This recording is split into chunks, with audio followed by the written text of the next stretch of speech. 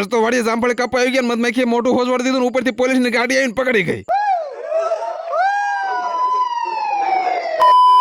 હવારમાં મસ્ત મજાનો બાબલા જેવો તૈયાર થઈને આવી ગયો સીધો વાડીએ. જય હિન્દ દોસ્તો. અને આજ આપણે 100 દિવસમાં 10 કે ફોલોવર કરવાનો છે, 8મો દિવસ. તો બધા મિત્રો આવો ને આવો સપોર્ટ કરતા રહેજો. પછી વાડીને કામ કરવાનું તો ટી શર્ટ કાઢી નાખ્યું, શર્ટ પહેરી લીધું, માથે બાંધી દીધું મસ્ત મજાની લુંગી. ફૂલ તૈયારી મોરે મોરો આવવા દો.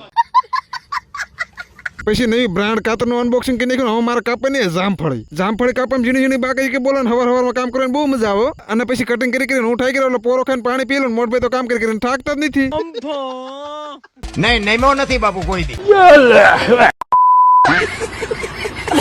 ના પણ ગમે એમ કહો તો સિટી વાળા જેવું આપણે થાય જ નહીં. પછી પેટમાં ઉંદરડા દોડતા એટલે પૂરેપૂરા 50 રૂપિયા નાસ્તો લઈ જાય. પેલો તો પાડીને પરસેદી તો આપવી પડે ને. એ ભાઈ તને જ કહું એક ફોલો કરી વાળને. પછી ઝડપથી કુરકુરે નાસ્તો કરી લીધો, ઘડીક જામફળી કાપી તો થોડી ગયા બપોર. અમે મોટભાઈ હાથ પગ ધોઈને એટલે આપણે વજાનું સીધું ઘરે. અમે ઘણા મને મધમાખી કાઢવાની વાટ જોતા પણ તમને માતાજી સુખી રાખે યાર. હમણાં કઈ કેવાય જાય. પછી ઘરે આવીને મસ્ત મજાના બપોરનું કામકાજ પતાવી દીધું. ઢીંગુ બેન તો શીણાના ઢગલામાં બેઠ બેઠા રમે છે. એમાં મેં ક્યાં તારું કઈ લઈ લીધું.